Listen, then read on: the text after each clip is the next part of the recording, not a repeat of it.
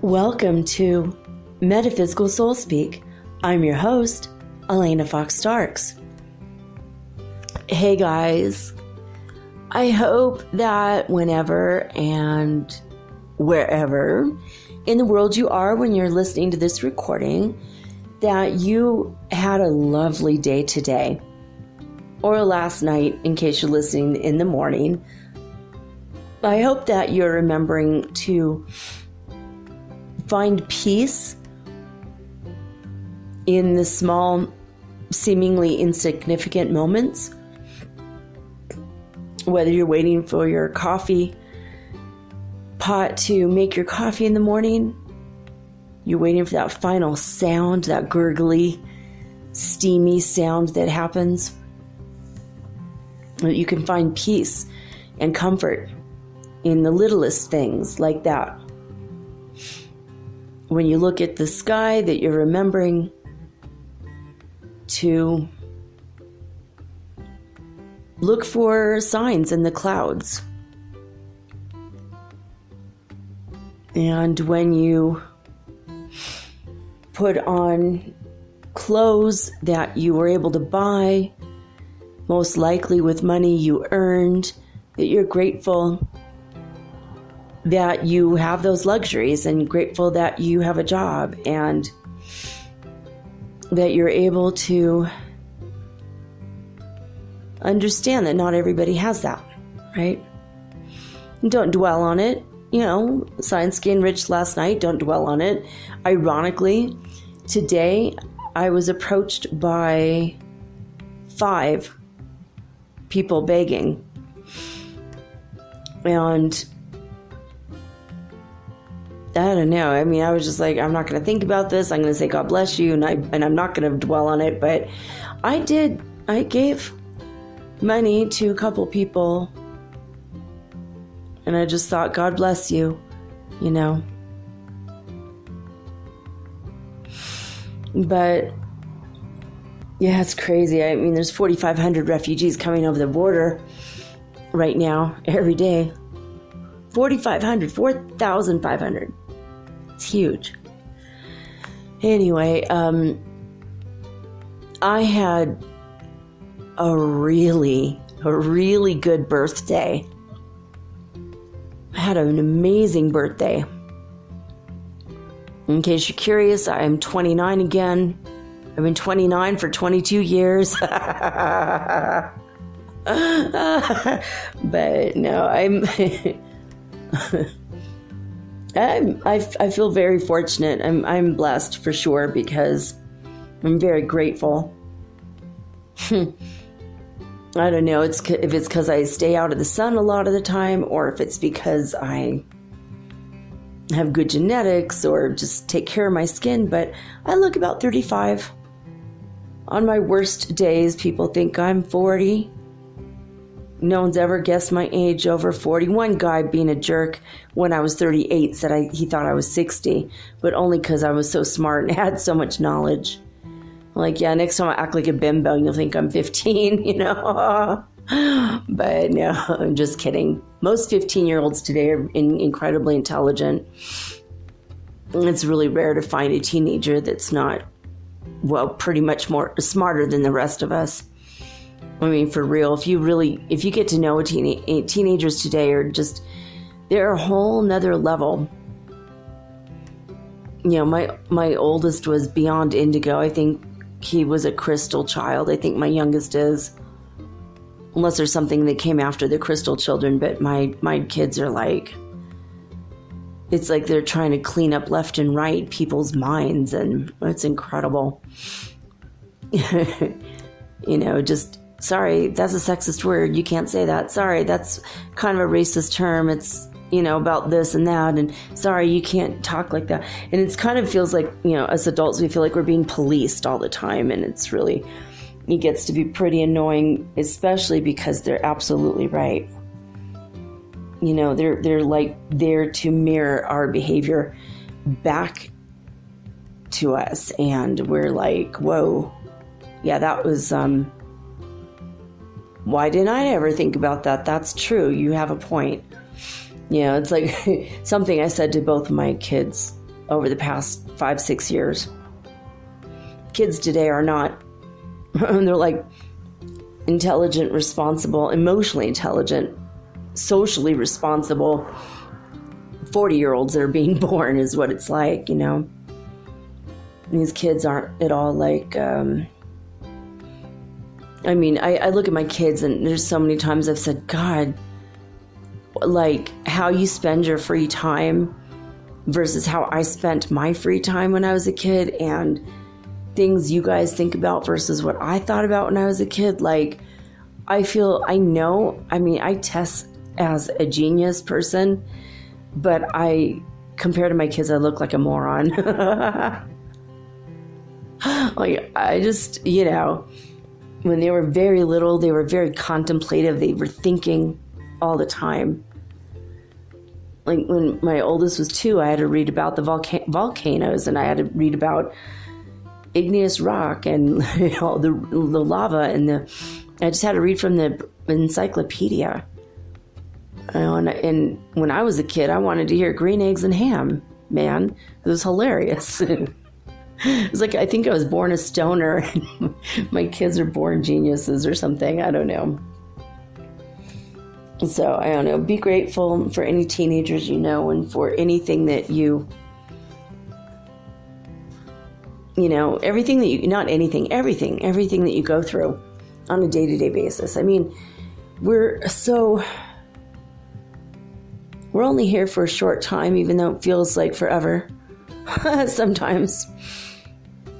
But it's interesting that we're in a world in which things are solid and it takes a long time for things to happen, and so that's what's creating time. When we're in heaven, we just think a thought and boom, think of a house we want. Oh, right. Boom.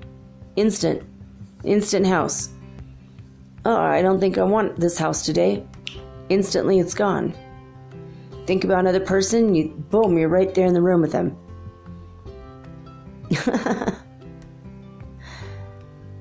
It's the 7th dimension is easy.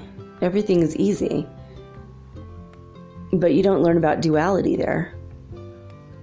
So just be grateful for what you have, You have to wait for your coffee to be made. You have to put gas in your car, You just don't keep going and going and going. There's like little moments.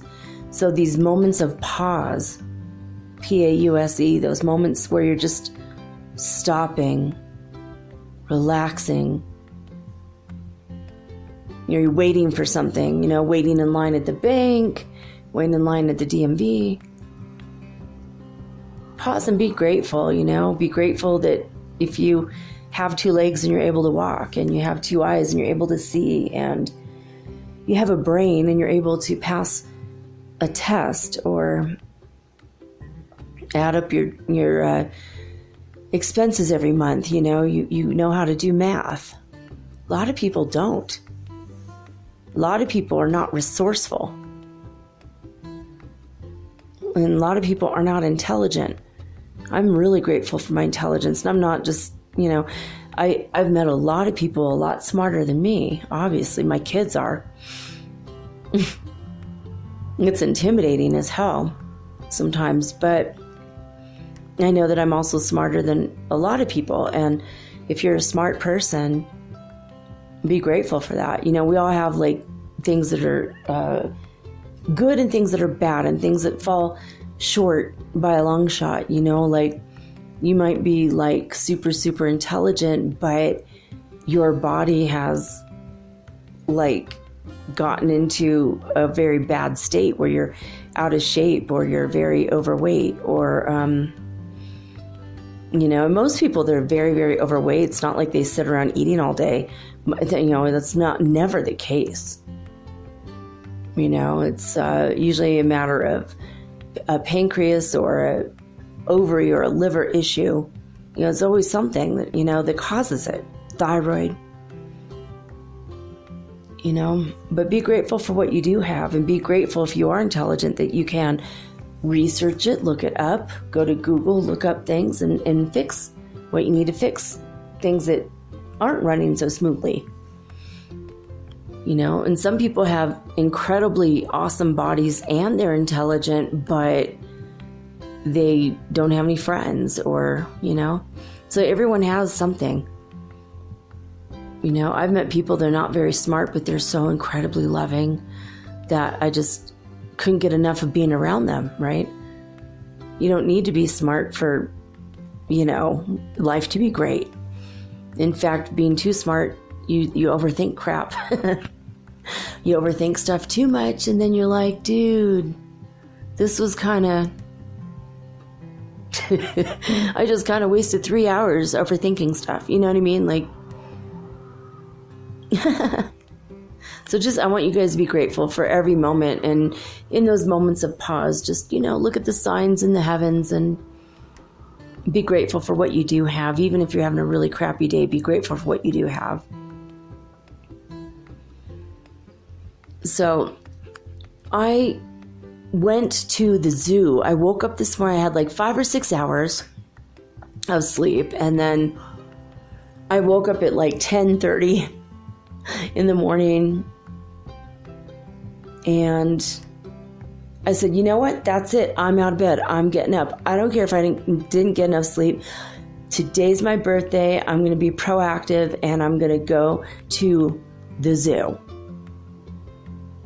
I mean, usually I'm sleeping till 1, 2 in the afternoon. Usually I sleep past noon lately. But with this keto diet, which I totally blew today, by the way, but with this keto diet, I mean, I'm not in ketosis yet, and I might not be for another week and a half now, after I blew it today. But I had so much energy today, I couldn't believe it. Like, usually going down the stairs and then back up the stairs, like if I go run to the store next door, I'm like exhausted. Like I have like 2 hours after rest sometimes. And then days that I go to the mall and I walk around for 2 or 3 hours, and then the next day I'm in bed for an extra, till 3 in the afternoon, extra 2, 3 hours. Or when I go down to downtown, walk around for 4 or 5 hours, I mean, I come back and I'm in bed for 2 or 3 days. I'm barely up. And after I started this diet, I'm like, wow, I'm actually regaining my power because I'm eating more healthy and balanced. I'm eating more veggies and the right ones, and I really have been committed to having apple cider vinegar every night before I sleep. And it's just been awesome. It's been really, really good, actually. So I decided to go to the zoo, and my son had talked about this a few days ago. Like, you've been wanting to see the monkeys, you've been talking about it for like a year. We need to go. It's just like 10 minutes from here. I'm like, I know, it's so stupid. Why didn't I go before? I want to go see the animals. So I woke up this morning and I heard my son. I thought he wasn't in the bathroom, but I heard his music and I thought he was in the bathroom taking a shower because he brings his music in there sometimes. I heard him singing, and so I just assumed he was getting ready because he wanted to go to the zoo too. So anyway, it turns out he wasn't even ready, not even clothes. Then he had to take showers. So it took us another 2 hours to leave the house. But, and then I had to go next door and buy some stuff and have a conversation with the store owner. And I don't know. So we were delayed, but we left. We got there about 12:30 or no, it was like around 1. Okay. Yeah, it was 1. Okay. So we walked the whole zoo until 5:30. So what's that? 4.5 hours. And, the zoos that are in the States, like the Los Angeles Zoo, has quite an incline in the beginning. But you could take trams, it's all very flat, it's paved. The zoo in Detroit has a couple there's one or two hills and a couple inclines, which were hard in a wheelchair, I will tell you. I had a wheelchair that was not electric.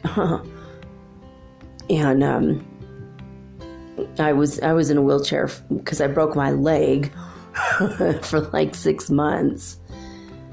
And my kids would push me. They'd take turns pushing me in the wheelchair, which was somewhat terrifying at times when they went really fast, but also very fun. But the zoo in Detroit also paved, very smooth. I mean, a couple inclines that were hard, but I mean, if you're able-bodied, it's a lovely place to visit. I mean, I highly recommend the Detroit Zoo. I like the LA Zoo too, but the Detroit Zoo, there's something really magical and special about it. It's laid out really nice. I think it was made by the guy who made Central Park, who laid out the plans for Central Park originally. I know that guy for sure did there's an island park in Detroit. He did that one too. Anyway, our zoo here, that's like 6 minutes or less from my house. I mean, it was less than 10 minutes. It was like maybe 5 minutes. It was crazy. Well, it's up the side of a frickin' mountain. And I took a lot of pictures of the trails. I'm probably going to try to add this to Instagram. Mermaid Girl 888 is my Instagram. I'll let you guys know when it's up. I'm not going to do it tonight, but I'm already late getting this out. I got home. I took so many pictures that my phone was completely dead. I had like 1%. It was like getting ready to shut off when I plugged it in, and then it turned back on right away. It was like, whoa, right at the last split second. But I was thinking I wanted to maybe go with my friends, Patty and Jordan. Jordan, I met him in Colombia. I've talked about him before. And I met him in Colombia, and then we met up again. We actually lived together in Colombia. There's all these people that lived in a hostel. They didn't just stay 1 or 2 nights. And we had like, just maybe 6 or 7 rooms in this place that people did stay in. For 1 night, 2 nights. Usually 1 night, 2 nights was all the people could take in this place. But for whatever reason, the rest of us, we lived there. And I lived there for, gosh, was it 4 months? Or 3.5 months, I think. 3.5 months, almost 4 months I lived there. And everyone that lived there, we all lived together, and we were all like, it was like we each had our own private room, or my kids and I had a private room, but everyone had their own room. But we were like, we all became like this big happy family, But out of all the people, the one person I was the closest to was Jordan, and he was like my long lost spiritual brother. And he said the same thing. I've been like a long lost spiritual sister for him. And anyway, so he and his wife and his brother, and this morning I woke up, I'm like, oh, I couldn't remember his brother's name. There's 10 people, 10 kids in his family, and his mom and dad. They're all adults now. All the kids are adults. And I was like, what is his brother's name? Is it Zeus? Is it Apollo? And then I got an email from his sister saying, hey, Thor's in town, and I had my baby, and she sent me all these pictures that made me cry, her adorable baby. And then like not even 5 minutes later, Patty writes, and she's like, Feliz cumpleaños, we should do something sometime. And I'm like, well, I'm getting ready to go to the zoo. Do you want to come? I mean, it was like funny. It's like all these things lined up in a row, like the people I was thinking about. And then I'm like, who is that? What was his brother's name again? That one that had a strange name but a really cool name. Thor means Lord God of Thunder. And he says since the Avengers came out, it's just people never believe him that that's his name, so it's annoying.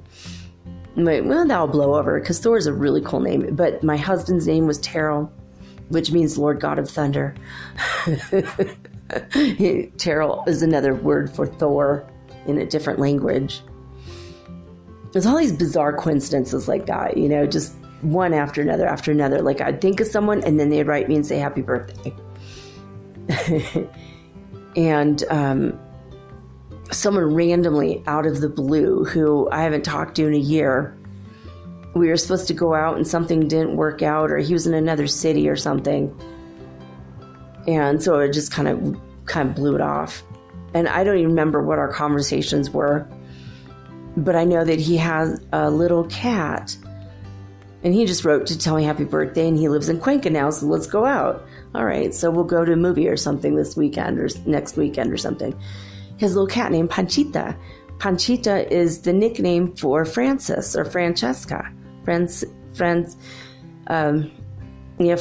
in English, or Francesca in Italian, or Francisca. Francisco, So that Pancho or Pancha. And I'm like, well, that was my nickname in Lima, was like Panchita, right? So he has a cat named Francis. So here again with the Francis thing. Later on, after we got back from the zoo, we went downtown, and there at the Indian restaurant, there's the guy named Francis who I finally got to meet today. And I hugged him. I said, thank you for your gulab jamun, because, oh my God, it's the best in Cuenca. And I've eaten at a lot of Indian foods, restaurants here, because I love Indian food. So all these crazy coincidences, all these lines up, like it was like my birthday, and the universe said, here's your happy birthday. I had enough energy and enough ability to climb up a frickin' mountain. I mean, when you guys see these trails, you're not going to believe that this is a zoo. I did an 18-mile hike in Minnesota once when I was a teenager, and the trails were just like that. I walked to the headwaters of the Mississippi River, which was coming off of one of the Great Lakes. And it was like an 18-mile hike. It was like 9 miles in and 9 miles out.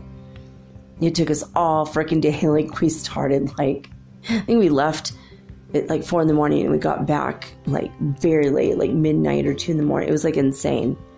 It was like an all day long hike.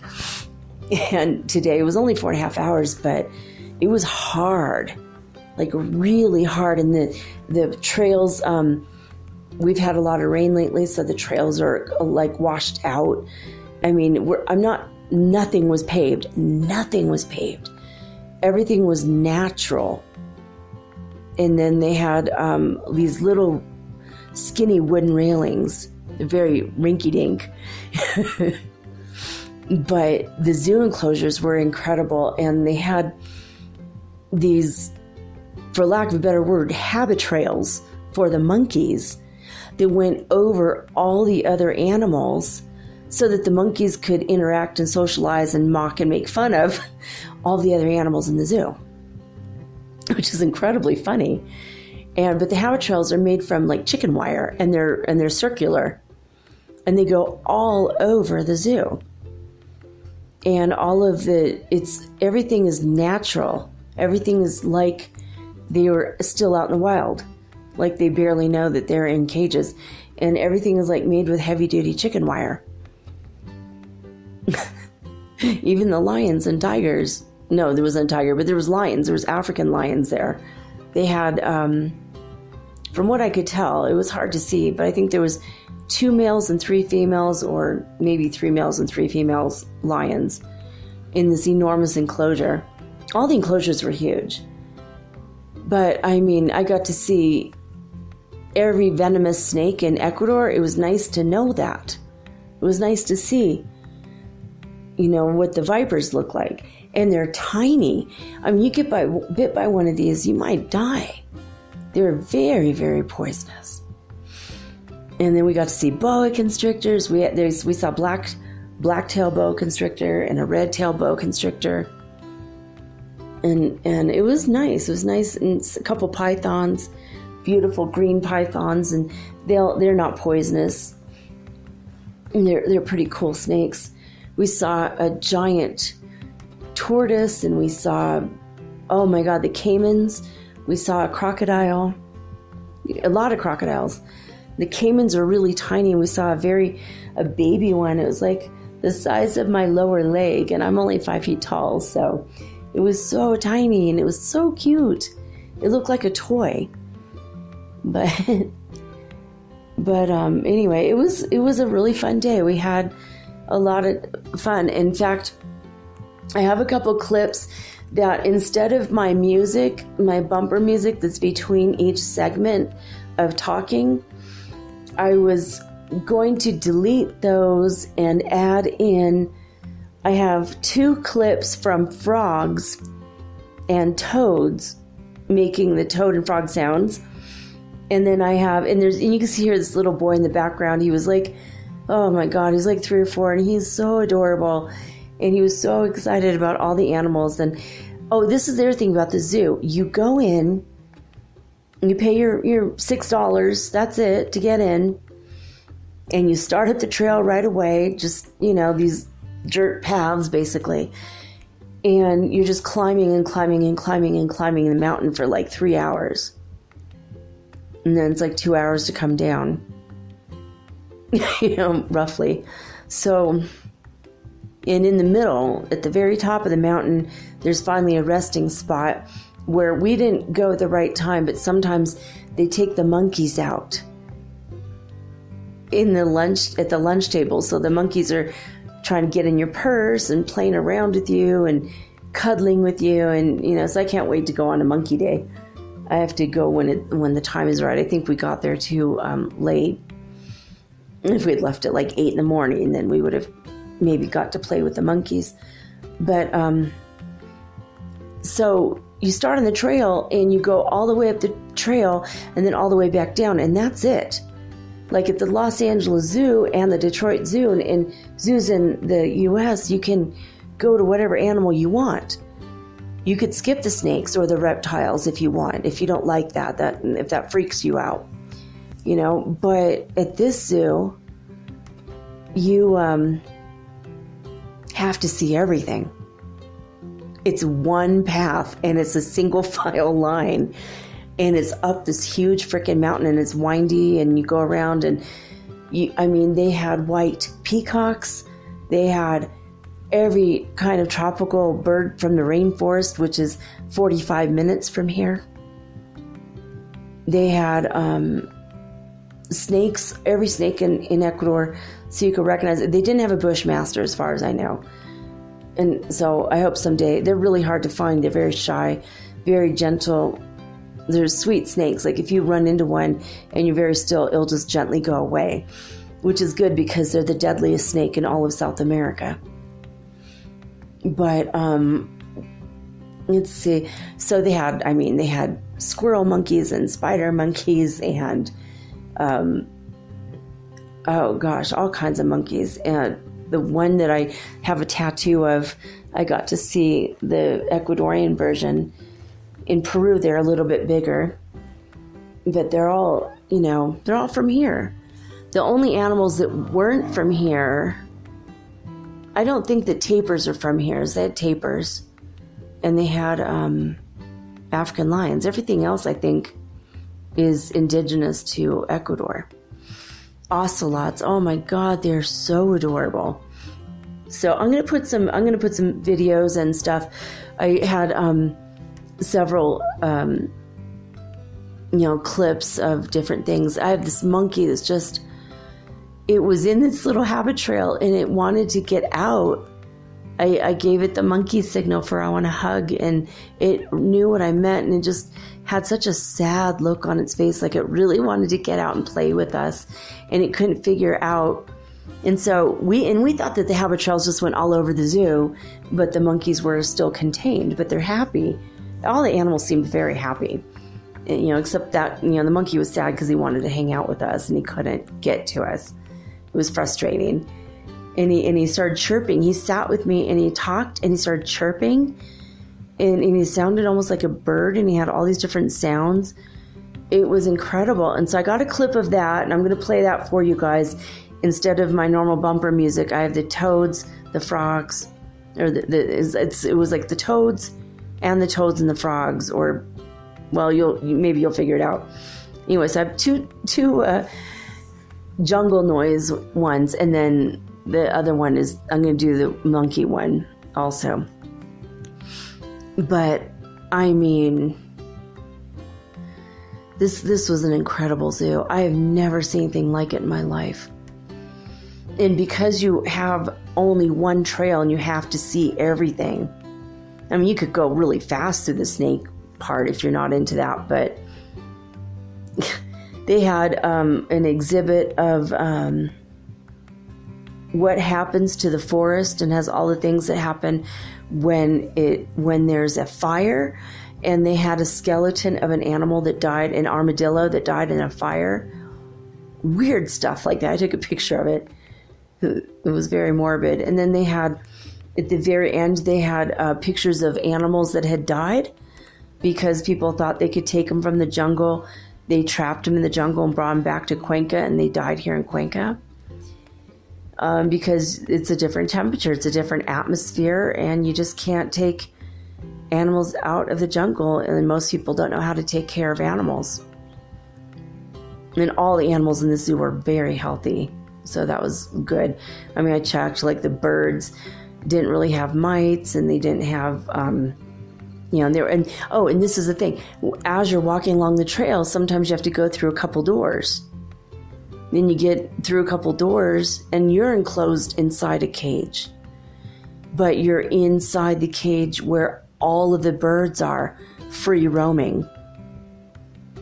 And there's a lot more interaction with the animals. Like I didn't pet the tapirs because I didn't know if it would freak them out. I didn't think they would bite me, but they were like right there. They came right up to us. They were so weird and so cute. But one of the deers came up to us and started licking my friend Jordan's arm. And I'm like, oh, you're his big salt lick. And so that was really incredible. And then I pet the deer, and it licked my arm too and started licking the palm of my hand. It was just so loving and sweet. And then, but so during part of it, you're like, in all the enclosures, like if the animals aren't going to ever be harmful, you can just pet them if they want to come to you. You know, like the wolves were super adorable, and they were just like dogs. Like one came right up to me, and I got a picture of him. He was super cute, and like it was a little bit more enclosed, you know, for the wolves, but they can come right up to you. You can stick your finger through the thing and touch any of the animals. I don't recommend most of that, but not the crocodiles or whatever. But it was a very interesting and wonderful experience. And so, I mean, part of the enclosure, we went through a couple more doors, and then all of a sudden we're inside the monkey one. And there's like the monkeys are roaming free. They could go anywhere they want. So they're not in heavy duty cages where, they can't get out. They're just roaming free. If they want to interact with you and take your stuff out of your purse, there's nothing stopping them. They're just, if they want to be near you, they will. And so it's cool because it makes it the animal's choice to come to you. And I like that about Ecuador. Like, if you go to the Galapagos, you're not allowed to touch the animals, but you can lay down on the beach, and the sea lions might come over and lay on top of you, make you part of their pod. And there's nothing wrong with that. They allow that. And the same thing with the iguanas in Guayaquil in the iguana park. Like, they'll just come right up to you. You've got bananas, they'll come over to you. And but you can't go touch them. It's not allowed. But if the animal wants to touch you, that's on the animal. That's okay. They don't care. If the animal wants that kind of closeness and interaction with you, you're cool. So the parrots, oh my God, they're so beautiful.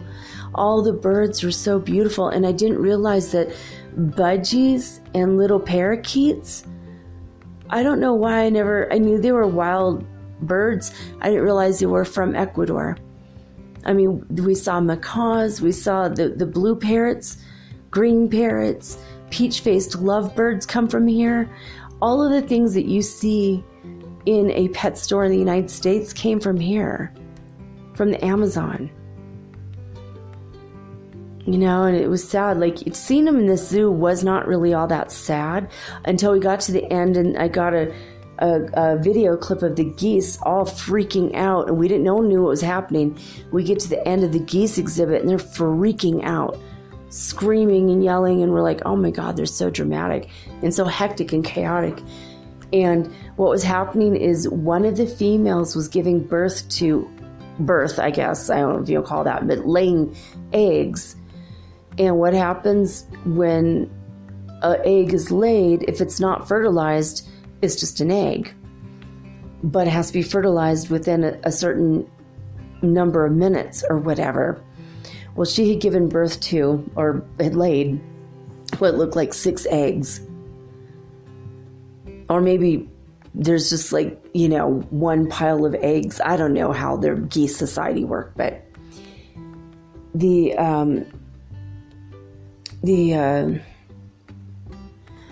males were all surrounding her and biting her, pecking her, trying to get her off the pile of eggs. And we were like, what the hell are they doing, right?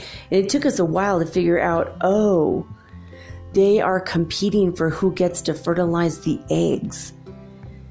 And the meanest one, grabbed her by the neck and flipped her, just threw her really fast, completely abusive, So all the people were all together no, we're all screaming at the geese. It was completely chaotic. The geese and the ducks, they were always, those are always together, right? But it was so crazy. We're like, what the heck? It was so insane.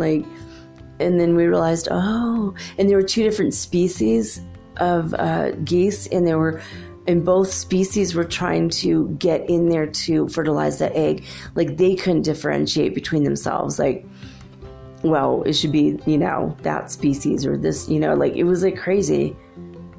I don't even know if it'd be viable if it's, 2 species of geese, probably, but it'd be very weird combination. There was geese with huge horns on their head. They looked very primordial. And then they had beautiful white geese that were almost like swans. They weren't swans, but they were very beautiful. It was, I don't know, it was crazy. It was a crazy day. It was such a beautiful day. And that was the other thing. I woke up and this was the first day this week that the sky was puffy white clouds, blue skies. Energy was incredible. And I felt zero, not zero, but I felt very little ascension symptoms. In fact, I asked my higher guidance before I recorded this, and we're at 93 on the Ascension Symptom Scale. So you probably had a really good day too today.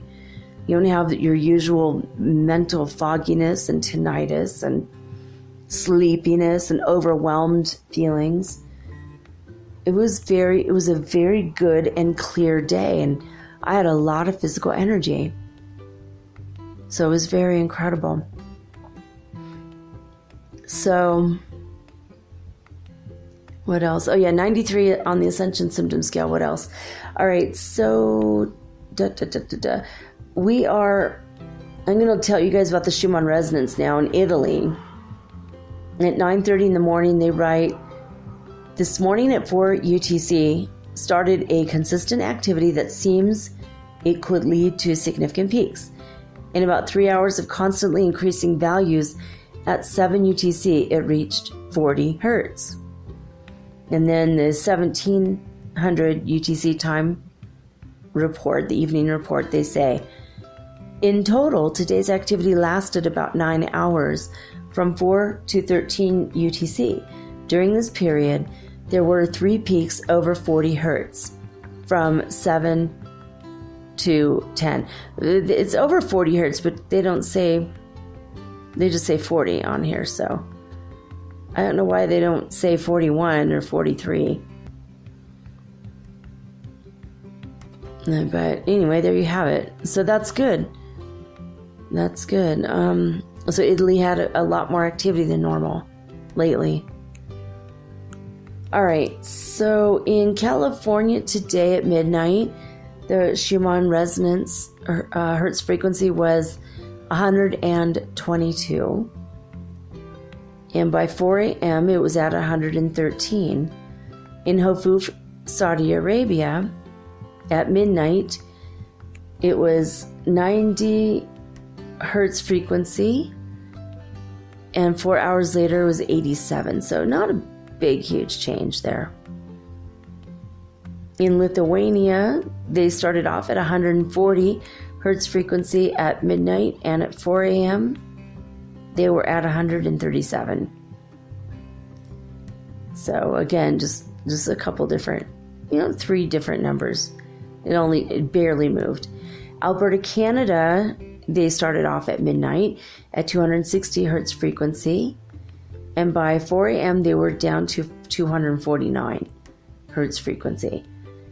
In Northland, New Zealand, they started at 56 hertz frequency at midnight and went down only 5 points to 51 hertz frequency at 4 a.m. And finally, last but not least, in Honolulu, South Africa, they started off at 0 and ended at 0, and there was no change. In fact, in South Africa, they have been absolutely flatlining. Now I'm starting to wonder if it's not a failure in the equipment. You know what I mean? Anyway, today I kept coming across 444 a couple times and 88.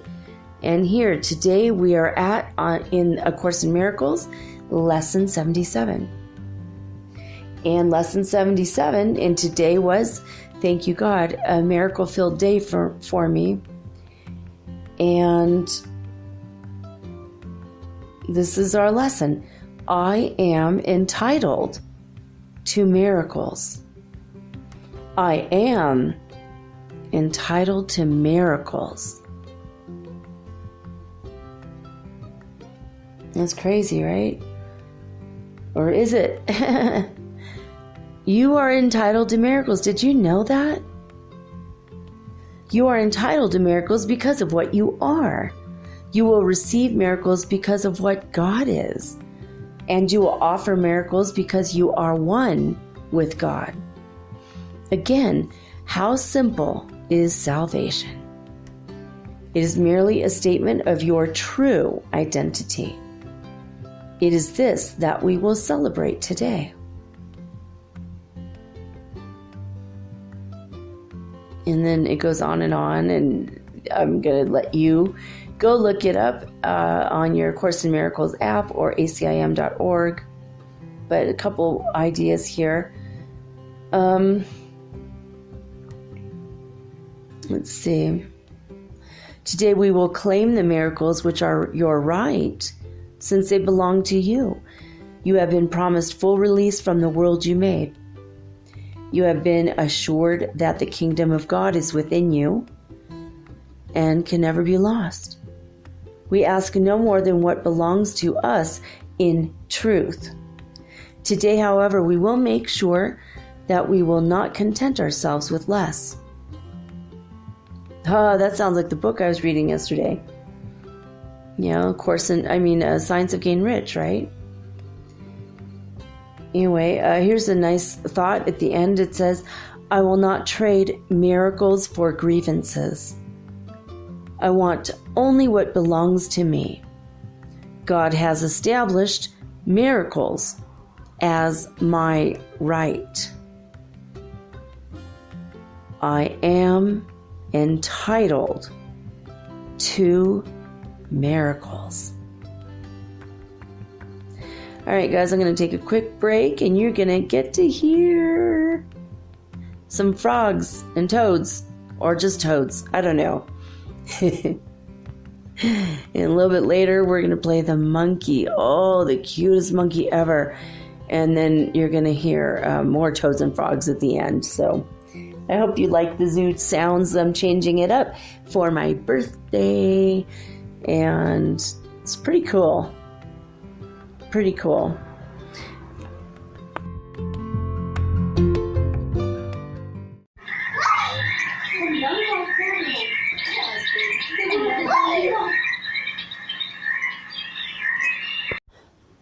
if you're listening to this, you obviously like podcasts, and you probably like music too. Long walks on the beach, romantic dancing under the stars, and oh wait, we're not doing that right now. On Spotify, you can listen to all of that in one place for free, and you don't even need a premium account, which is cool. Free is always good. Spotify has a huge catalog of podcasts on every topic, including the one you're listening to right now. On Spotify, you can follow your favorite podcasts so you never miss an episode. Download episodes to listen to offline wherever you are, including your long romantic walks on the beach. Also, one thing I love about Spotify is that you can easily share what you're listening to with your friends via Spotify's integrations with the social platforms like Instagram. So that makes it really, really versatile. Just search for Metaphysical Soul Speak on the Spotify app or browse podcasts in the Your Library tab. And follow me, of course, don't forget, so that you'll never again miss an episode of Metaphysical Soul Speak. Spotify is the world's leading music streaming service, and now it can be your go-to for podcasts too. Thank you guys so much for supporting Metaphysical Soul Speak on Spotify.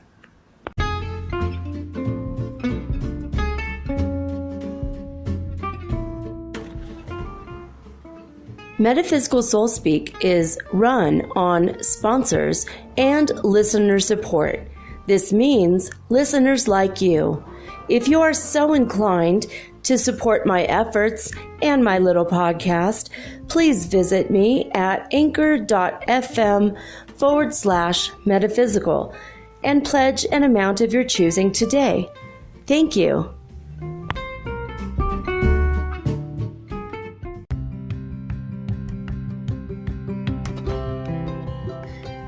All right, guys, we are going to go over chakras, part 2 today. According to mindvalley.com, the 4th chakra is your heart chakra, and it is called Anahata in Sanskrit because these ideas were discovered in India thousands of years ago.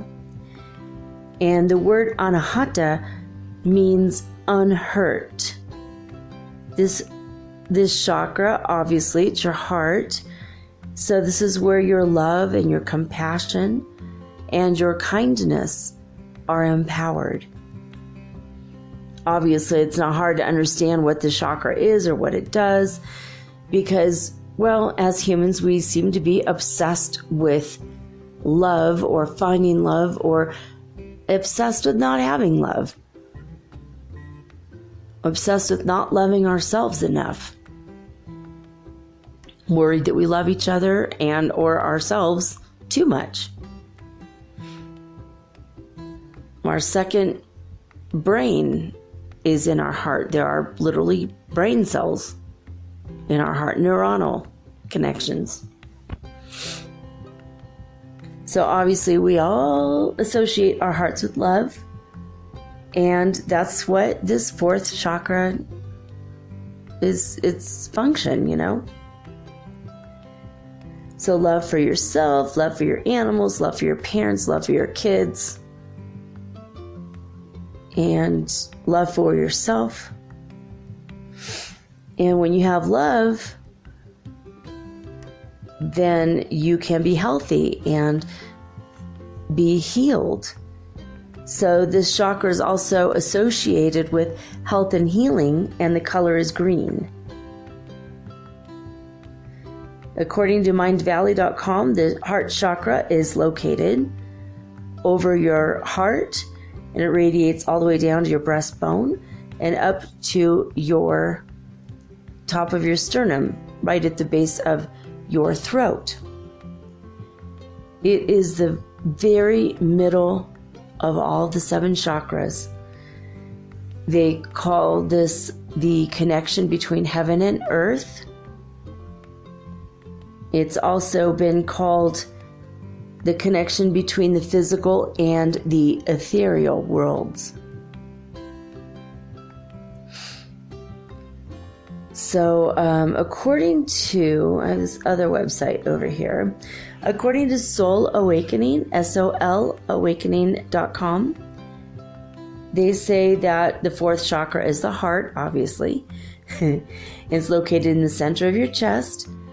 And love, compassion, and unconditional love is here. And the emotional issues that you might have to grapple with if your heart chakra is affected by your emotions or things that happened to you or things that you think falsely, it can lead to things such as relationship problems and grief, and also all the problems associated with love. Now, according to Soul Awakening, they say that the heart vibrates to the key of F, obviously associated with the color green again, and it's located in the thymus and associated with the immune system, or it says it is in the thymus and associated with the immune system. So this is a very strange, because it says, it's over your center of your chest, which is obviously not what your thymus is. Your thymus is at the top in your throat, right? But I think that if you were trying to use acupuncture to reach the chakra, it would be found in the thymus. And that's why it's associated with the immune system. So your heart, if you're feeling happy and light and filled with love, unconditional love for yourself and others, regardless of your relationship status or your friendships or your family, then you would be healthy. If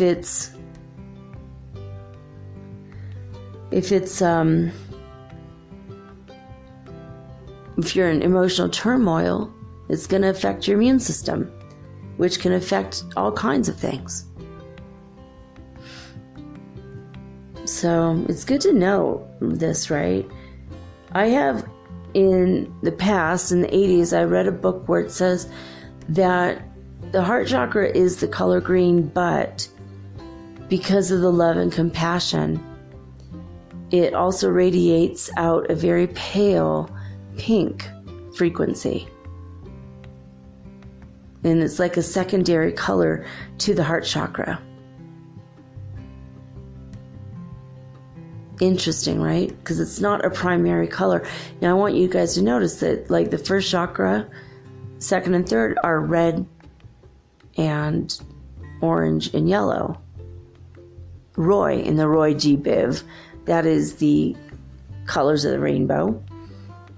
And G is green, and that's also a main color. There's like the primary and the secondary colors. But there's, it's not like you have a chakra that's turquoise or magenta or periwinkle or thistle. The box of 64 crayons that you might have in your closet right now only contains 7 crayons that match the color of your chakras. Those are the main 3, and the other ones come from mixtures of those. Except when you get to the crown, although the crown, it has a little bit different. It also has a secondary color as well. So we'll get to that next week in part 3.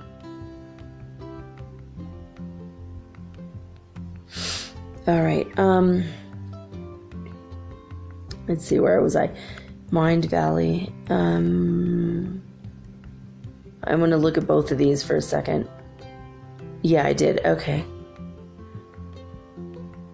Yeah, so did you know if you don't love yourself, you will lower your immune system? If you say, I hate myself or I hate my life, those are words that tell your body to start shutting stuff down. Your immune system might get lowered, and if you actively go against yourself and don't love yourself for a while, you beat yourself up, you actively are lowering your immune system. You might get a cold or a flu pretty easily. You might become more susceptible to these things. And if that's, say that's only for a week, and then you get sick, and then you feel better physically, and then you start to feel better emotionally and realize things could be a lot worse and everything's fine. But what if you do that for a lifetime? What if you beat yourself up for 10 years or 20 years? And then you start gaining autoimmune disease. If you don't love yourself 100%. Or you're constantly complaining that people don't love you.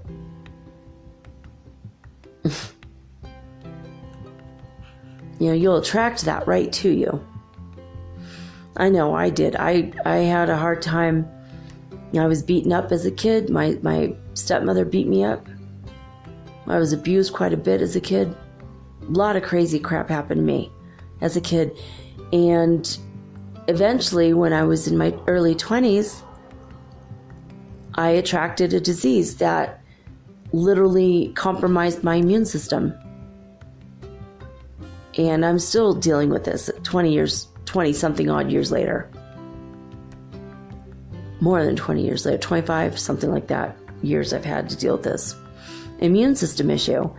That was a direct result of my not loving myself and not being loved. I was loved by some people, and I was hated by some people growing up. Or at least I didn't feel the love, right? When you're being beaten, hard to believe that that person who's doing the beating loves you. At least that was my perception of it. Morgan Freeman, God bless him, he just did a show called The Story of Us. When you're trying to get rich and using the Science of Getting Rich principles, don't watch this show. But if you're already there, you can watch the show. And he has this really crazy story about these African people.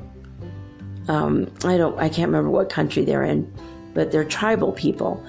And the women all vie for the main badass dude by standing up and taking a beating from him. And to show that, if I'll take a beating from you, or you whip me with a stick. And they're like, their bodies are covered in scars and they're bloody, and it's insane, right? It just doesn't sound right. And they said, in their world, saying that I'm willing to go through anything because of my unconditional love for you. I will be strong and powerful in the face of danger. And they are in a dangerous land, right? There's wild animals all over the place, big cats. Stampeding animals. And their world is different than most of the rest of the world, right? So their whole thing is that they were willing to stand up and literally take a beating to show that they will be 100% all in. And the woman that wins the heart of the chief or whatever is the one that takes the most beating, the one with the most scars. And it's their tradition. It's like a ceremony. Sounds crazy to us, but wow, right? That love is that powerful and that strong. And they're like, I am brave. I am strong. I'm going to be brave by your side. I'll take the beating with you. If something in life knocks us down, we both have to get up, and I'm going to get up with you. It's a way of from their perspective, it's just to bring out, their inner power, their inner warrior, and to show that they are filled with unconditional love. And just on a whole side note about Morgan Freeman, it was announced today that he has a property of 129 acres that he has decided to convert the whole property to a place that will be safe for bees. And he just put a whole bunch of bee colonies on his property to help save the honeybees. Anyway, I thought that was very sweet, and that's unconditional love right there. And ironically, honeybees, I don't know where they vibrate at. I gotta look this up. I would not doubt for a second that they vibrate in the same key as the heart chakra, or at the same frequency, 432 frequency. But they also make honey, obviously, that is a natural antibiotic that's healing, just like the heart chakra. It's healing. In fact, I'm going to pause this for a second. I'm going to look that up. Wow, I just got more information than I expected to get. This is pretty intense. There's been a lot of studies, apparently. So the heart on the Hatha chakra it vibrates at 432 hertz. That's a frequency of love, right? So there are 3 types of bees in a honeybee colony: the drone, the worker, and the queen bees. Each have their own individual frequencies. The drone bees are in the low 200 hertzes or even less.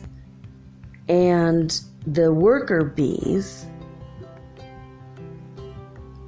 are at, I think the drone bees are in the hive. They're always in the hive, creating the honey, tending to the queen, tending to the honey. And the workers are the ones that go out, they're flying and gathering the pollen. And they come back and give the pollen to the drones, and the drones make it into honey. The workers go back out and get more. And then you have the queen. The queen is in charge of everybody. And they're all doing it for the love of the queen. And the queen loves them back. And how do I know that? Because the worker bees have the frequency sound that they make between 200 and 400 hertz.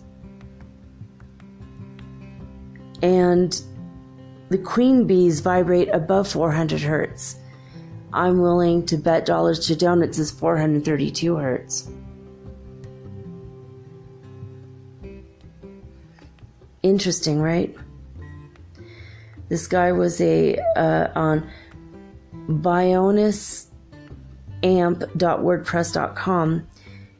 This guy talks about being an electronic music producer and seasonal beekeeper. So he was inspired to learn about bee frequencies because it's interesting. I've always felt the healing energy around the worker bees. It's a lower level vibration, but I always found it's a little bit unsettling, but if you're not afraid of them, can be very calming. So it's interesting that the queen bee puts out over 400 hertz frequency, and that's the hertz frequency of the heart. I just had like a weird gut instinct there that there might be a connection, but the heart chakra vibrates to the key of F, and this is a weird one. The bees overall, probably the workers, they vibrate to the key of middle C, the exact middle key on a piano. That's the key of bees. Ironically, don't you think it would be in the key of B? But that's anyway. But back to our chakra talk. I thought that was interesting, though, right? All right. Let's see. Something I was going to say about the chakras more. All right. Now, when the heart chakra is overactive, it's spinning a little too fast, it comes to the point where you lose your personal boundaries and you start to make unhealthy choices in the name of love. It's important to treat yourself with the same compassion and kindness that you give others. But you always put the needs of others before your own when your heart chakra is overactive. And you might have a faster heart rate, palpitations, even heartburn, and interpersonal relationship issues. Now, when your heart is balanced, your fourth chakra is balanced, you're able to equally feel love for yourself and others. When the going gets tough, it's okay because you have love and kindness and compassion in your heart. Now, when this is underactive, when your heart chakra isn't quite spinning as fast as it should, because these are wheels and they do spin, you can have an underactive chakra.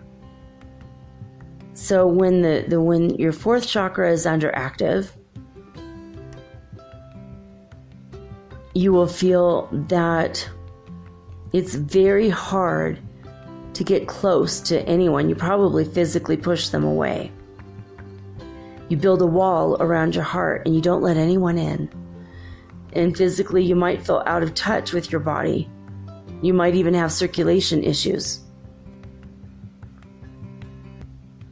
So, interesting, right?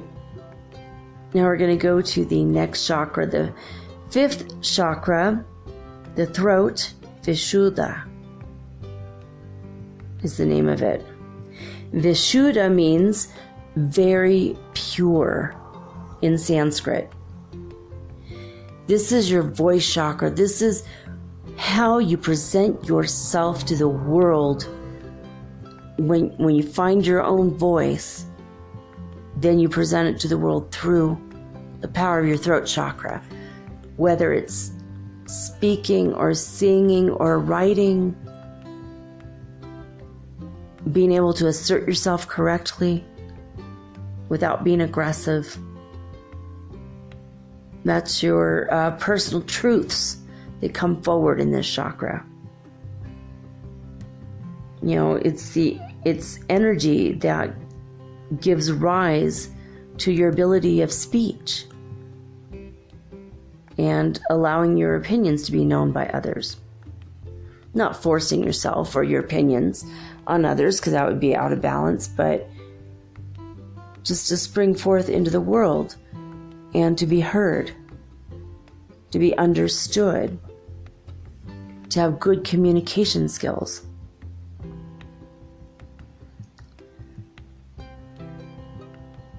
So, the fifth chakra gives you literally the energy to speak out loud or sing on an energetic level. The energy comes from the chakra. If you could speak your truth with clarity, then you've got an unblocked, clear fifth chakra.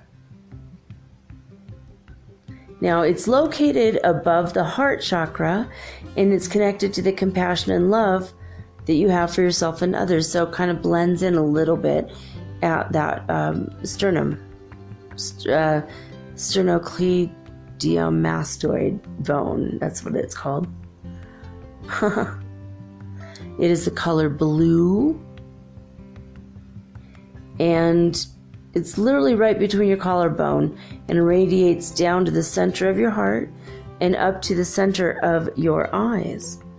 So your throat chakra isn't only in your throat, it covers a bigger section than that. Now, according to the website soulawakening.com, it says, of course, it's, this chakra of communication, which we all knew already. But some of the emotional issues they mention are fear of verbalizing your thoughts. Holding expressions of joy are also an issue.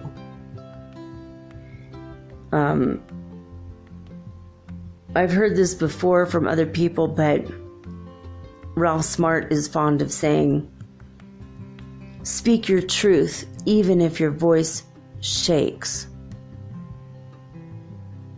And I agree with that. You will empower yourself by speaking your truth, even if you're shaking, even if your body is shuddering, even if your mouth is stuttering, as long as you're getting it out to the world, then you are empowering your own voice. You are standing up and being counted in the world by expressing yourself. It could be with your art. Without even saying a word out loud, you can create art that moves millions. Or create music that sends millions into a state of ecstatic joy.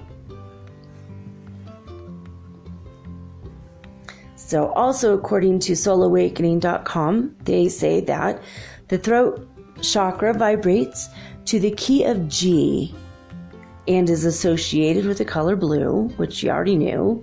And I'm a poet and I do know it. It is found in the thyroid and it is associated with metabolism.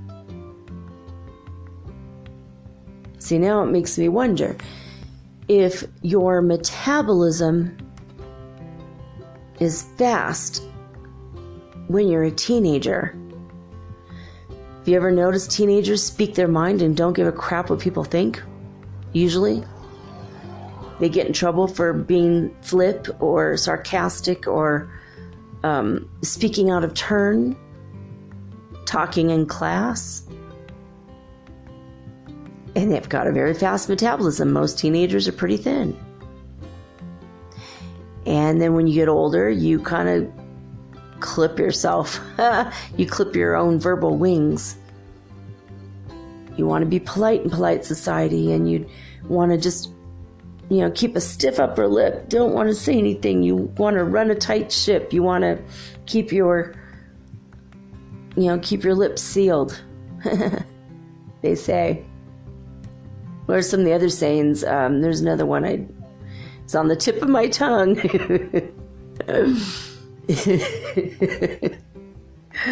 So your metabolism when you're older, in your middle-aged years,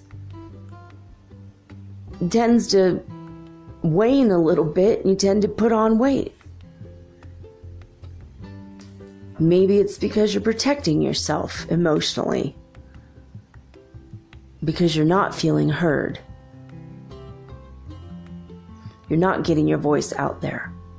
You don't feel empowered to express yourself in a way that you deserve to express yourself.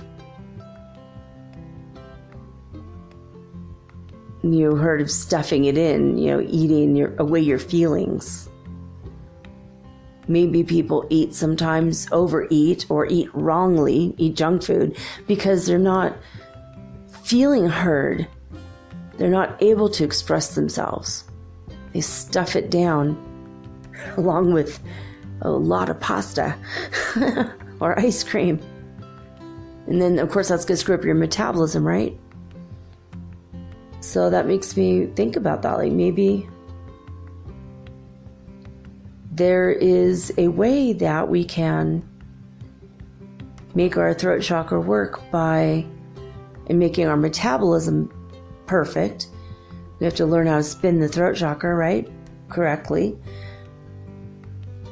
Himalayan yoga exercises, the 5 rights that I talked about in another episode months ago. That will help all your chakras to spin in the correct direction and at the same rate that makes them, So I feel like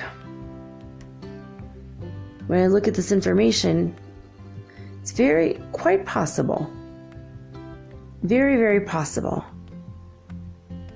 that you could get thin, correct your metabolism if you're too thin or too overweight, correct it so you're right in the middle, if you learn to express yourself and you are not afraid to verbalize your own thoughts.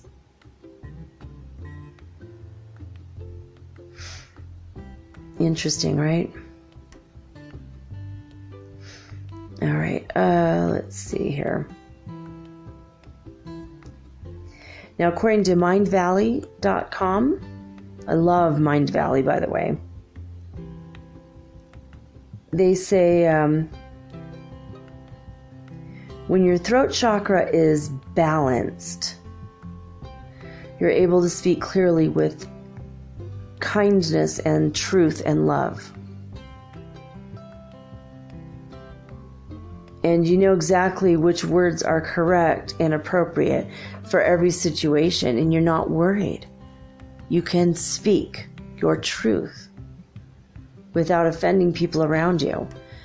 In fact, when you are speaking with the balanced throat chakra, you enlighten and inspire everybody that hears your voice, that hears your words or reads your articles or sees your art or listens to your music, or however you choose to speak or show up in the world through the communication of your choice.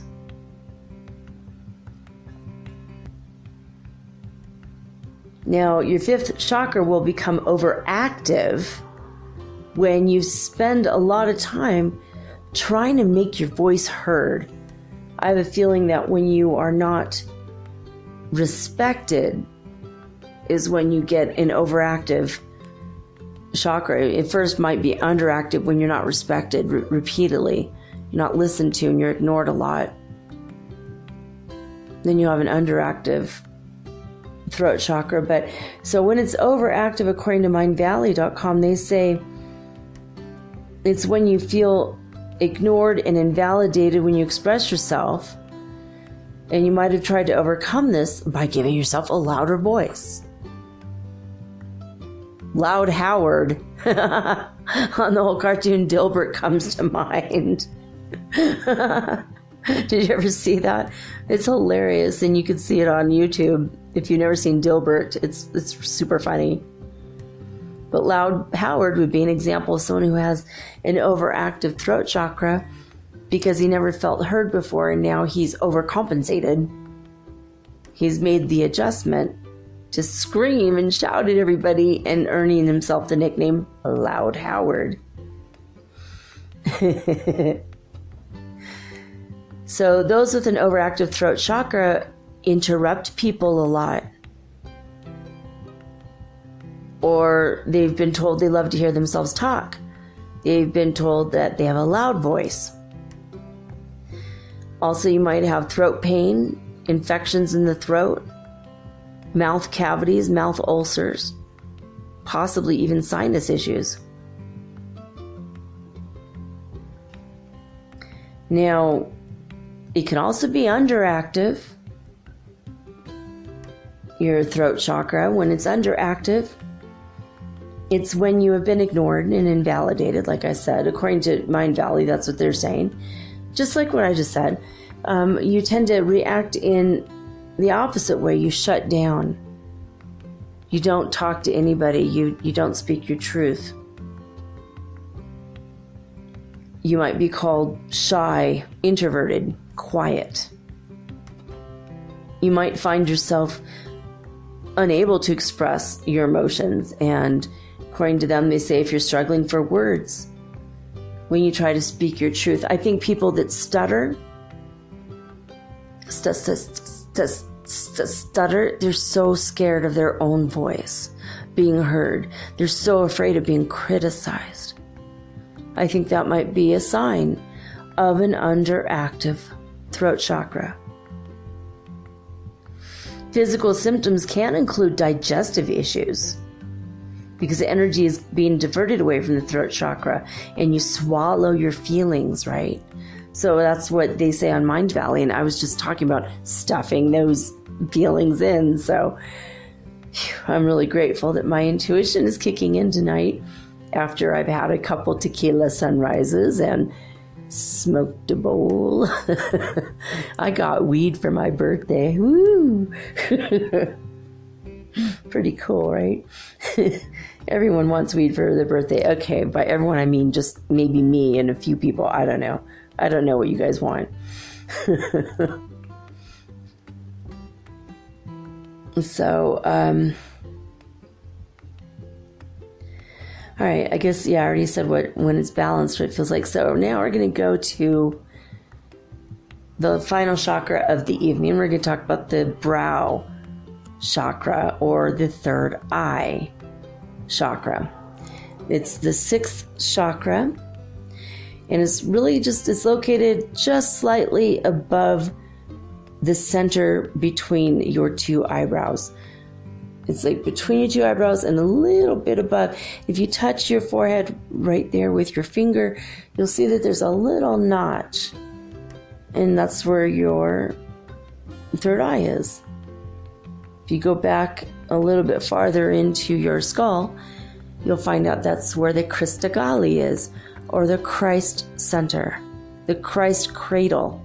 Literally, Crista Galli is Italian for the Christ's cradle. And that's where your pituitary sits.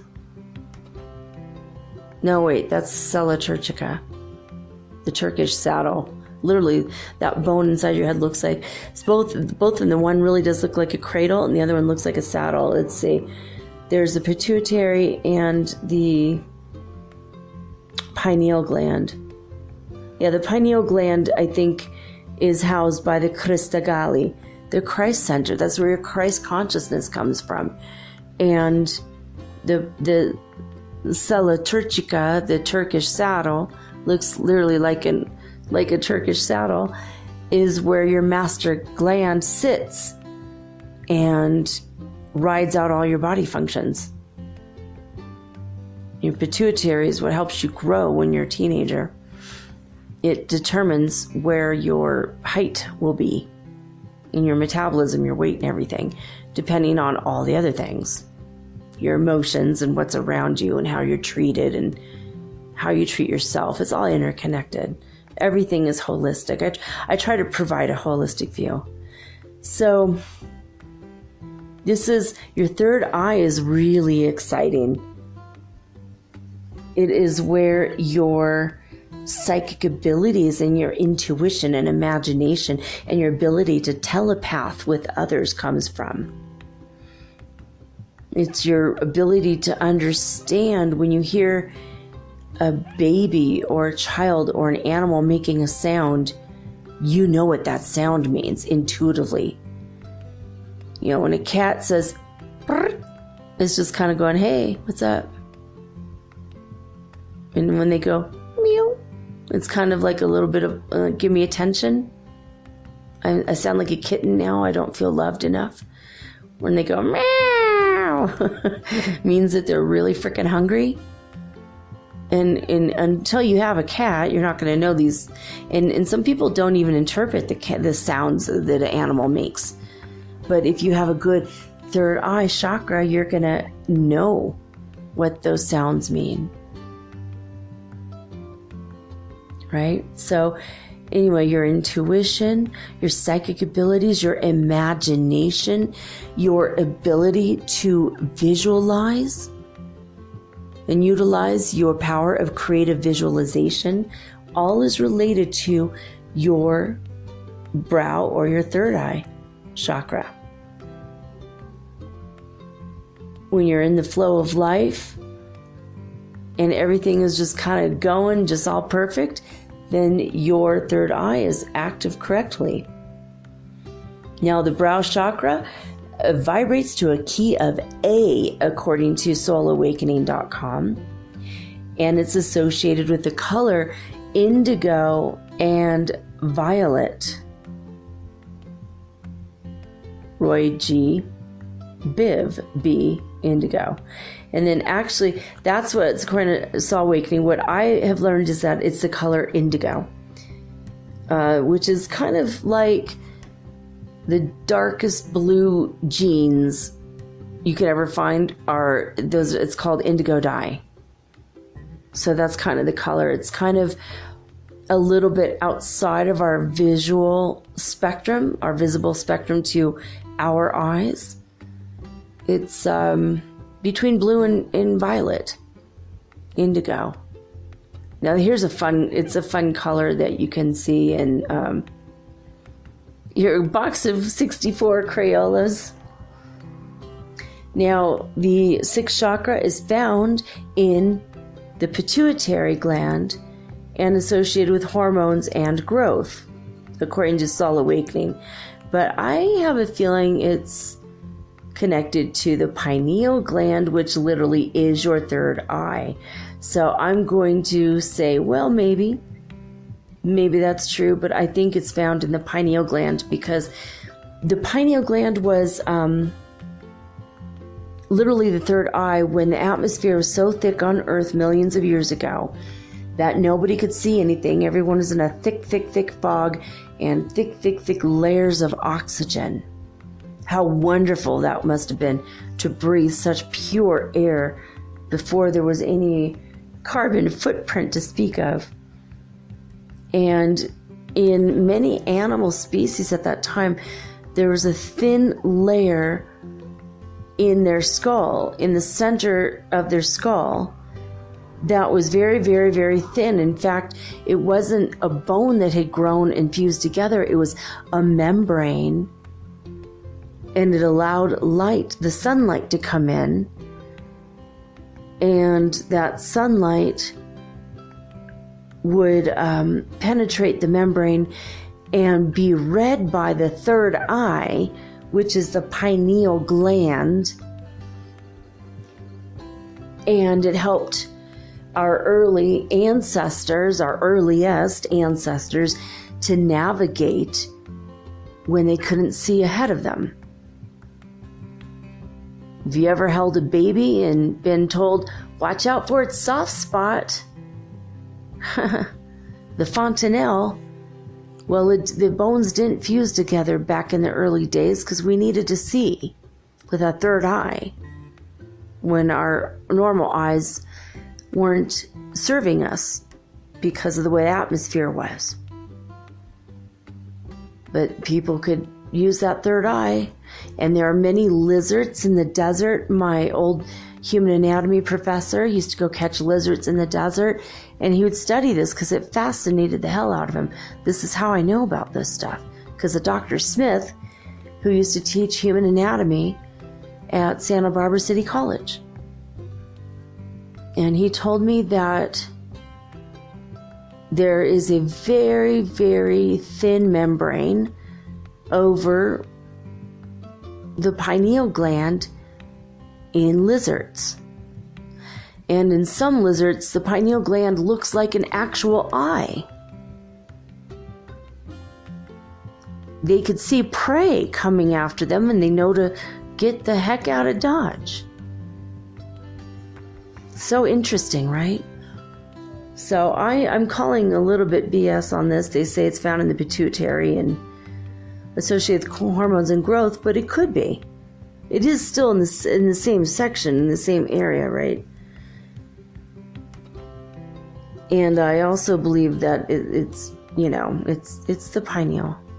It literally is. Third eye is pineal. But also, it could be related to your brain. The third eye chakra affects your brain. Maybe if it's not functioning, you're going to have problems thinking. Especially if you have no imagination and you can't function. Right? If you can't function because you can't imagine something. So we're going to see what it has to say here on themindvalley.com. They say that the third eye is called Ajna, and this translates in Sanskrit to beyond wisdom. This chakra opens up your mind to information beyond the material world and the five senses. ESP, psychic energy, intuition, all of these come from the third eye. Yeah, right, all your clairs, by the way. I even did an episode on the clairs. I don't know if you've heard that, but I did an episode on clairsentience, clairvoyance, clairaudience, clairgustatory, on all of those. Yeah, but all the clairs originate from the third eye, the ajna. See, and now mindvalley.com, they have this information correct. They say that there's an actual small pine cone shaped gland in your brain that takes in light. This is called the pineal gland, responsible for helping you feel awake in the daytime and sleepy at night. Oh, so probably it regulates melatonin, and that's probably why it's connected to the pituitary gland, which is the master gland that controls all the other glands. So obviously it's related.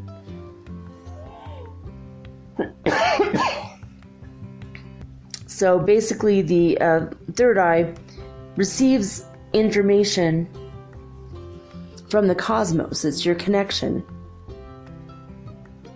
It's your connection to the unseen ethereal worlds. So basically it's in between your eyebrows, just slightly above the in-between part of your eyebrows, and it radiates down to your mouth and up to the very top of your head. Right up to the, like, just before the top of your head. So when it's overactive, if you compare it to all the seven chakras, your sixth is usually, it's unlikely to be overactive. But it says here that most of us are very in tune with our physical reality and find it difficult to receive information outside of it.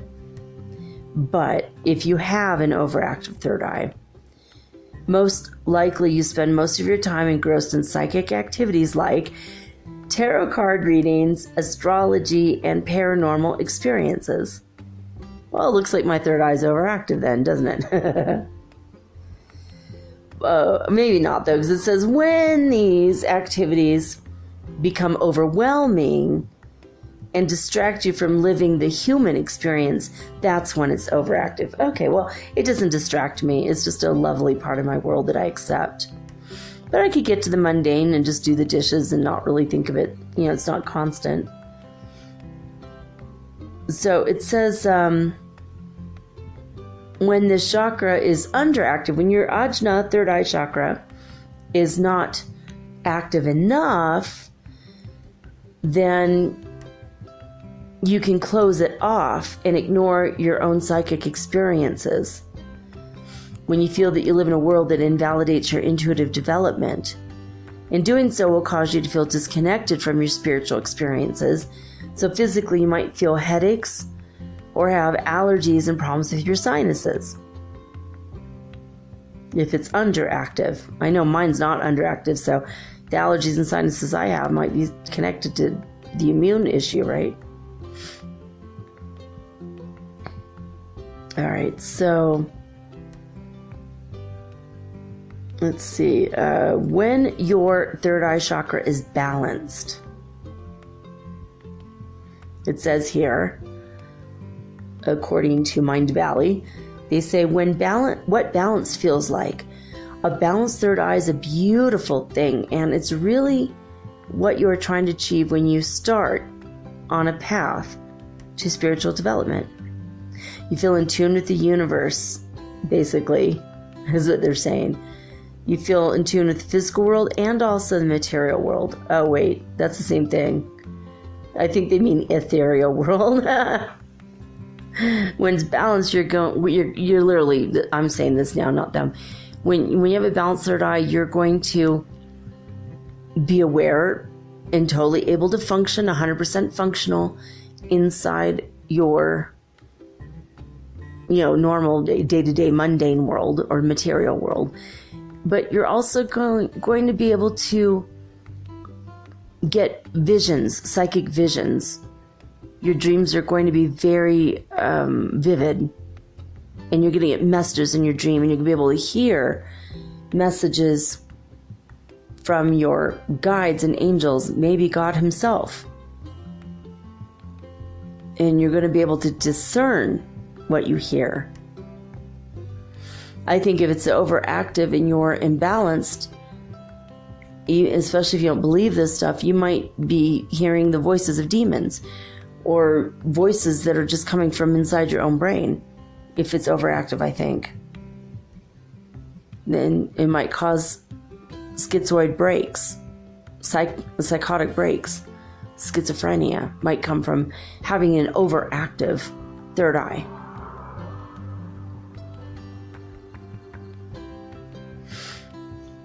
But what it says here is when your third eye is balanced, you can receive psychic information frequently, just like you receive information from your other five senses, sight, hearing, touch, taste, etc. But you won't feel overwhelmed by it. You just have integrated it into everyday life. For me, it's a part of my everyday life. Sometimes I see a fairy fly through my room, but it's just part of my everyday life. It doesn't overwhelm me. I'm like, oh, hey. I'll say, hey. Sometimes I feel a touch on my forehead. It's an ET standing in my room with me from a different dimension, but I can feel it because I'm in tune with that. Because thank God, my third eye is balanced. So it's kind of what happens when it's balanced. Let's see what else here. What did I also have about this?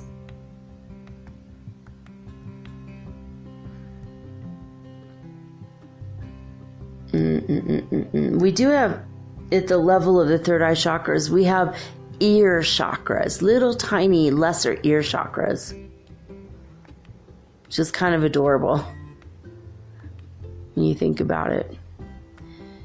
So, but I think that it's kind of related. The ear chakras and the third eye chakra, I think, are related to each other. Now, the pineal gland, I should say this because I want to make sure you guys understand. The pineal gland is like a little bag of sand, and it's kind of a greenish color. And when that sand is very flexible and pliable, and your little sac is able to dangle in every direction,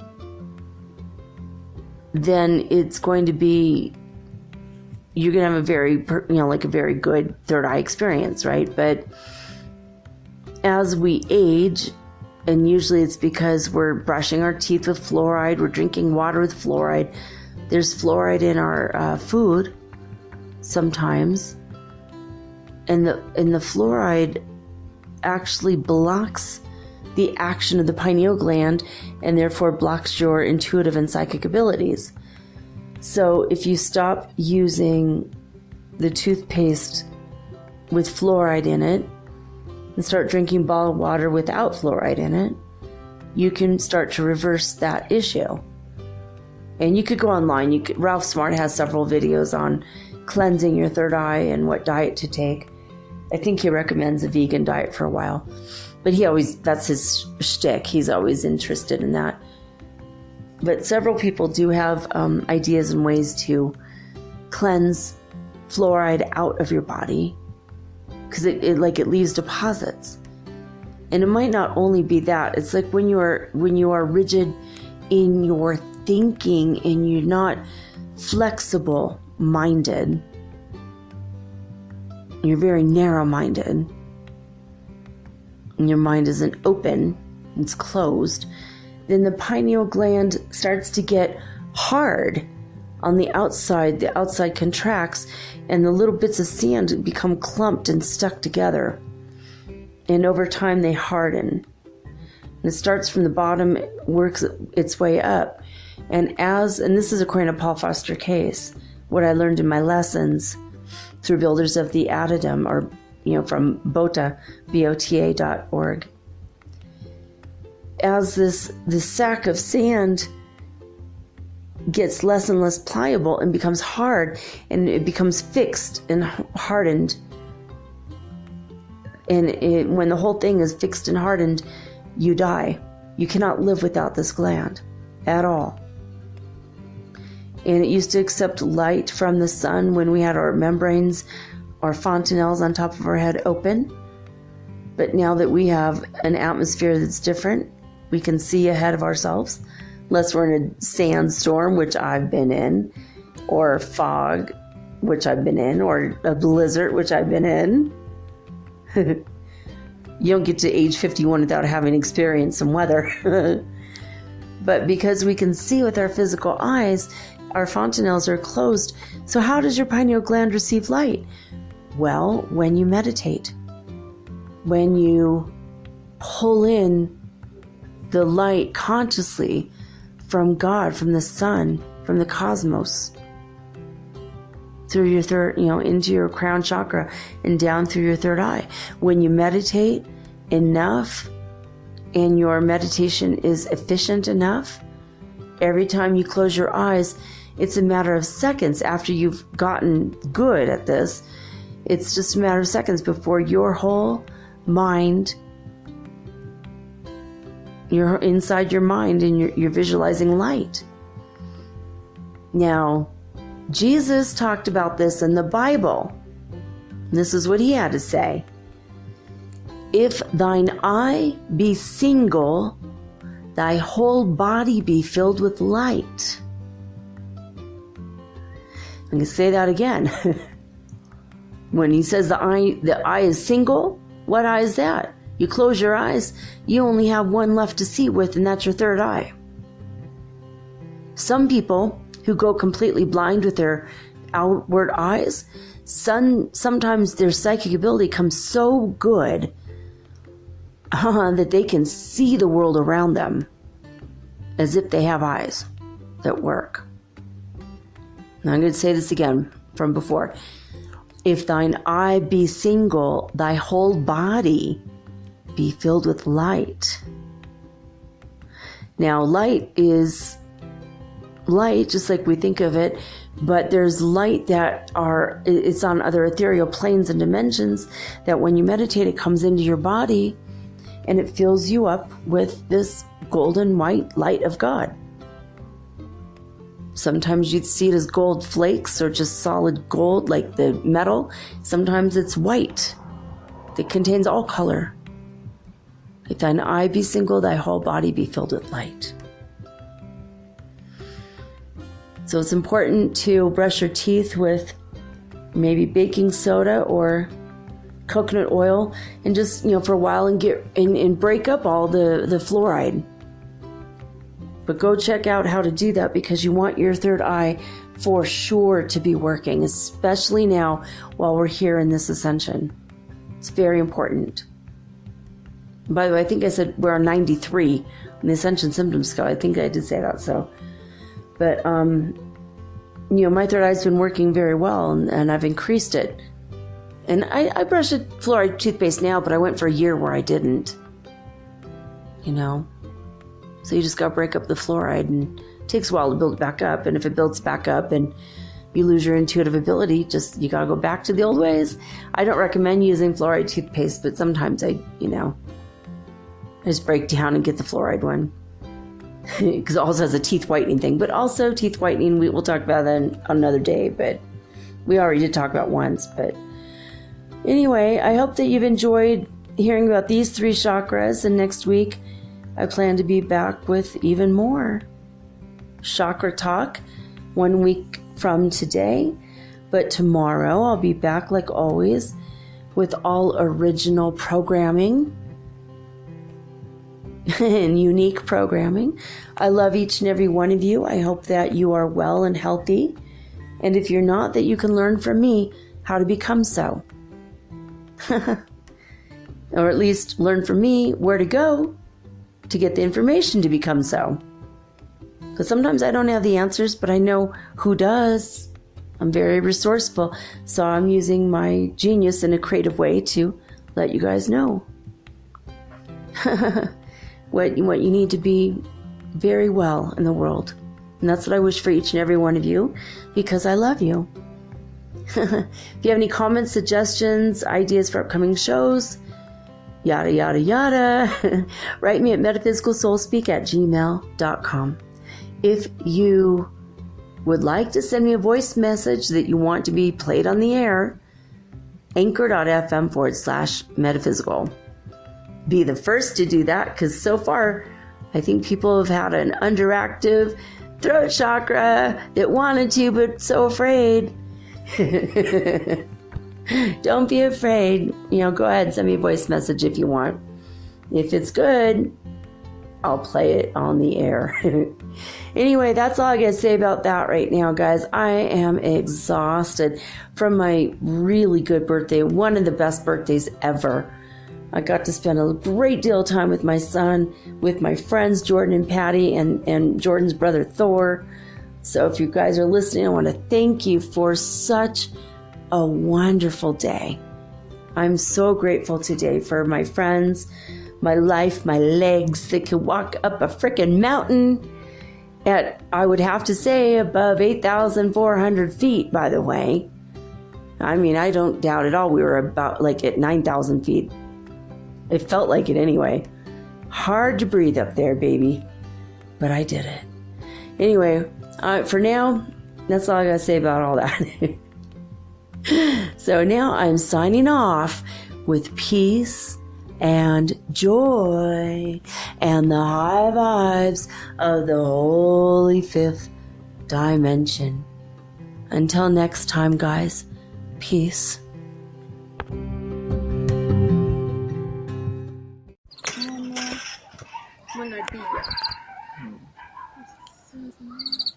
Pero I think the more smaller es sí, chiquitito. Yeah, muy chiquito. Mira, this is the orangutan. Wow, it's cool. Yeah, tiene 5 dedos.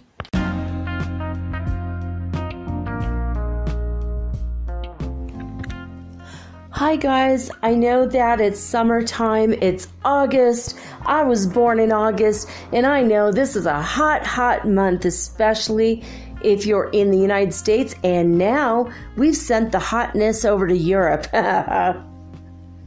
So if you are enjoying the summer heat, but you're not enjoying what it's doing to your skin, I may have a solution for you. CTFO, known for its high-quality CBD oil hemp products. CTFO stands for Change the Future Outcome. Of course, this is changing the future outcome of your skin, your life, and, well, maybe your pocketbook if you decide to join the business for absolutely free. And the link is provided for the products and the business right in this show's description.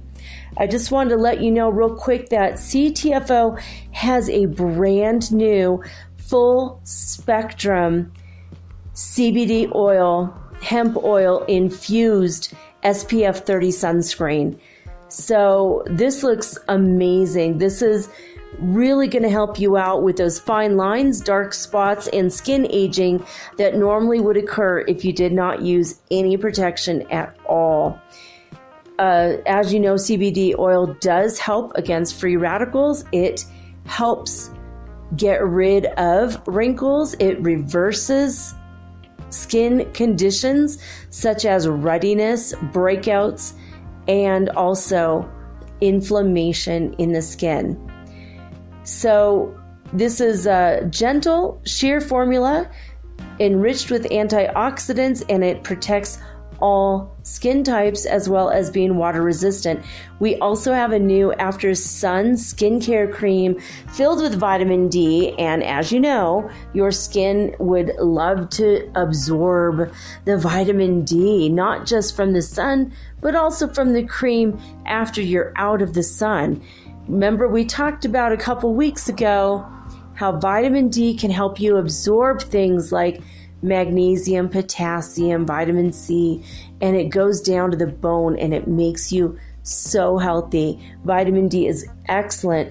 And here it's this cream, this After Sun skincare cream has loads of vitamin D. So if you want to check it out, yeah, if you don't want to, that's cool. If you want to check it out, There is a link in the show's description. Just wanted to let you guys know.